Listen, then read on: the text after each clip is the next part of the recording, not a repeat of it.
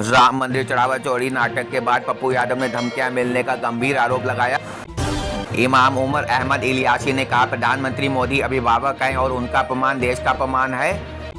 Press conference में पप्पू यादव पर चप्पल से हमला हुआ और सांसद ने हत्या की साजिश बताई। खुद पर हुए हमले पर पप्पू यादव बोले कि अगर स्थानीय लोग नहीं होते तो बड़ी अनहोनी हो जाती। राहुल गांधी ने आरोप लगाया कि परिसीमन के जरिए दक्षिण भारत की राजनीतिक ताकत घटाने की साजिश है। परिसीमन विवाद पर भाजपा ने राहुल गांधी पर देश बांटने का आरोप लगाकर कहा कि सभी राज्य सुरक्षित हैं। अयोध्या के संतों ने राहुल गांधी और पप्पू यादव पर भड़कते हुए कहा कि अब अराजकता फैलाना चाहते हैं। टीएमसी सांसद शत्रुघ्न सिन्हा बोले कि जेएनयू के सड़कों पर उतरने से सरकार अब पूरी तरह खामोश है। अयोध्या मेडिकल कॉलेज के छात्र के पास बम बनाने का फार्मूला मिलने पर दूसरे दिन भी पूछताछ जारी है।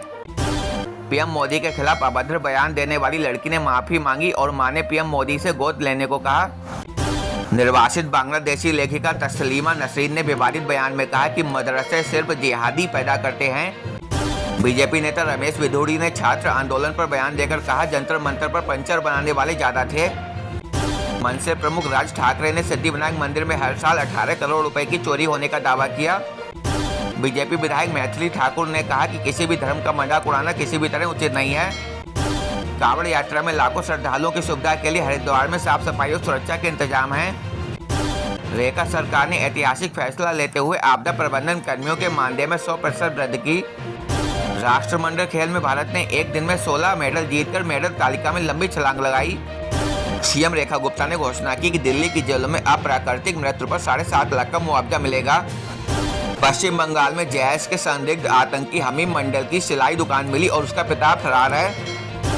कंगना रनौत ने जेएनयू पर बयान देकर कहा कि आज़ादी जरूरी है लेकिन जिम्मेदारी भी होनी चाहिए। पीएम मोदी ने कहा कि नशा मां की मुस्कान और पिता के सपनों को कमजोर बना देता है। पीएम मोदी ने चेतावनी दी कि नशीले पदार्थों का व्यापार वास्तव में दुश्मन देशों के आतंकी एजेंडे का हिस्सा है। पीएम मोदी ने युवाओं से नशे के खतरे को समझने और सतर्क रहकर इस लत से दूर रहने की अपील की। राहुल गांधी और पप्पू यादव पर दर्ज प्राथमिकी को लेकर सपा विधायकों ने कहा, सरकार डर से कार्रवाई कर रही। बलूचिस्तान कोयला खदान हादसे में 34 मजदूरों की मौत से पाकिस्तान खनन उद्योग के खतरे उजागर हुए।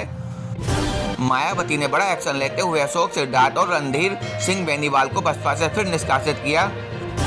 तमिलनाडु कांग्रेस प्रमुख ने कावेरी जल विवाद को लेकर भाजपा पर दोहरा मापदंड अपनाने का आरोप लगाया। जेडीयू एमएलसी नीरज कुमार ने कहा कि किसी को आस्था पर हमला करने का अधिकार नहीं है। उद्योग मंत्री पीयूष गोयल बोले कि पीएम मोदी के नेतृत्व वाले एफटीए से बंगाल के सेक्टर्स को फायदा होगा। कांग्रेस नेता प्रमोद तिवारी ने कहा कि भाजपा में सभी चंदा चोर नहीं पर सारे चंदा चोर भाजपा में हैं। बीजेपी प्रवक्ता किया घोष ने कहा कि पश्चिम बंगाल की भाजपा सरकार की तस्लीमा नसरीन को वापस लाई है। इजरायली दूतावास ने फ्रेंडशिप डे पर कहा कि भारत इजराइल एफटीए एक बड़ा गेम चेंजर साबित हो सकता है।